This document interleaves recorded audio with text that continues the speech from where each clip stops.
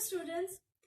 I am Prodipta and I am here to introduce you to some basic terms of biology. Okay. Now, whenever someone tells biology, what is the first thing that comes to your mind?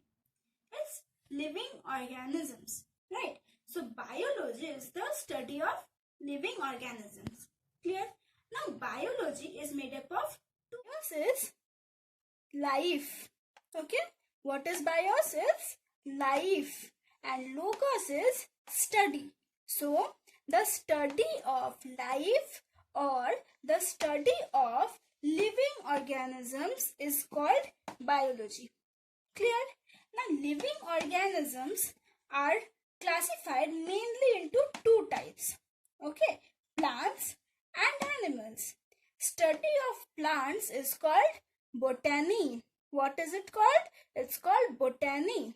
But nowadays, botany have been renamed as phytology. So, if anyone asks you phytology instead of botany, so don't get confused. Okay, it's nothing but the study of plants. And the study of animals is zoology. Clear? Now, father of biology is Aristotle. Father of plant study, that is botany, is Theophrastus. Who is it? Theophrastus. You all have come across two words, living and non-living. Okay, these two are very basic words or very basic terms used in biology. Okay, now if I say, what is this duster? Is it living or non-living? What will you say? It's non-living. All of you know this, that duster is a non-living object. Clear? Now if I ask, what are you or what are plants? You will say they are living. Right? So, there must be some basic factor which differentiates living and non-living. Right? So, that determining factor is life. Clear? So, what is life? Life is the determining factor between living and non-living. Clear? Now, there must be some criteria, right, or some characteristics which will define life. Okay, without which we will not be able to know whether the object is having life or it is lifeless. Correct? So, those characteristics are 5 in number. Okay, what are they? They are growth, reproduction, metabolism, cellular organization, and irritability. Okay, now let's see them in details. Clear? What is growth? See, when you take birth, okay, you first come of 2 days, 3 days, 4 days, eventually you start growing, you start developing. Correct? Now, after developing for a period of time, you grow a certain age, right? That certain age may be 20 years, maybe 30 years. Okay, so this period of growth, this period of development is the basic requirement for an object to be defined as living. Clear? Now, plants show indefinite growth. Okay, what does this mean? Indefinite growth. Indefinite growth is they grow throughout their life. Okay, but animals show definite growth. What does this mean?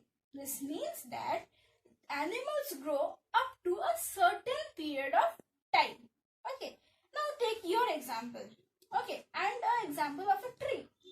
You will see the tree shows its leaves until its death. Right? It's keep on bearing leaves till it is dying. Right? You. Okay. You are completely reverse. You grow up to a certain age limit. Right?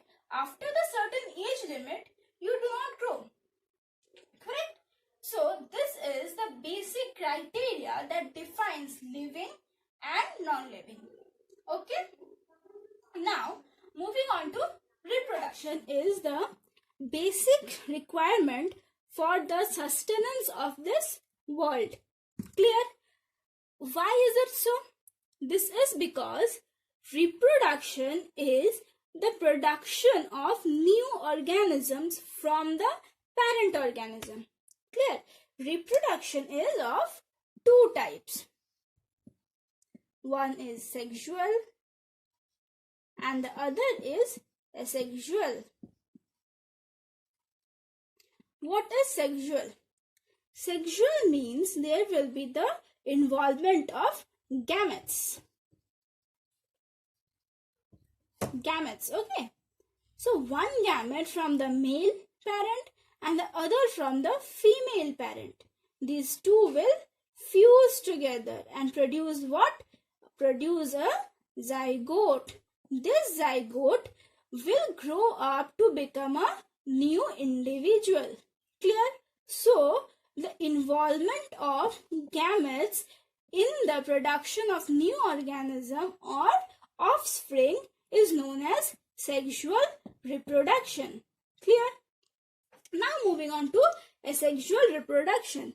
As the name suggests, see, asexual. Right? So asexual means what? It's not sexual. Right? So there will be no involvement of gametes. So how will this take place? This will take place in a vegetative manner. Vegetative manner. Clear? Suppose this is a plant body. Okay? From here, a new plant body will start developing. Clear? After few days, what we will see? We will see that this entire part that has grown from this parent body will detach itself from this parent body. Okay? And this will start growing independently. Clear? So this is asexual reproduction. Okay? Now moving on to metabolism. What is metabolism? You all eat food. Okay, the food is digested in your body. So digestion is a physiological process that is taking place in your body. Similarly, blood is being circulated throughout your body. So circulation of blood is a physiological process. So these physiological processes come under metabolism. Clear? Metabolism is again of two types. What are they? Anabolism and catabolism. Okay. Anabolism is the production of a large physiological process. Clear? And catabolism is just the opposite of it. It is the breaking down of a large physiological process into smaller processes. Clear? Now see, here is the point where every student gets confused. Okay, so remember the trick and don't get confused over here. So what is the trick? See, here it's A. Correct? A for anabolism, A for addition. Right? So what does this addition means? It means to sum up. Right? So anabolism is to produce a larger process. Okay, here what we do? We suppose some numbers. We sum up some numbers. Suppose say 1, 2, 3. So when we sum up this, what will it result to? 6. So 1 is lesser than 6. 2 is lesser than 6. 3 is lesser than 6. So 6 is a larger number. Correct? Similarly, in anabolism, what we see the production of a large physiological process. Now, C is for cut and C for catabolism. Now, just like we cut means what? We break down.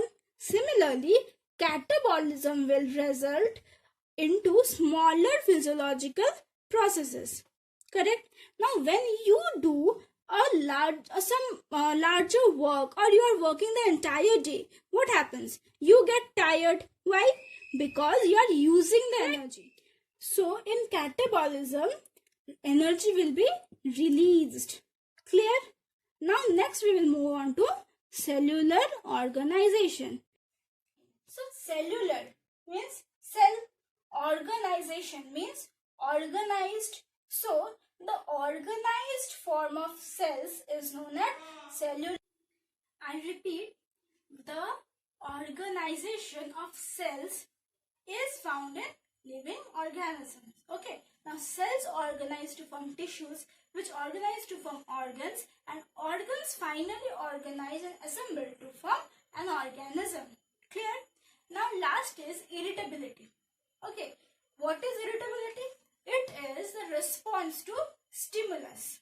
Okay, what is stimulus? Suppose someone flashes a torchlight into your eyes. Correct? What will you do? You will start blinking, right? Someone suppose dips your finger into hot water. What will you do? You will just pull it off. Correct?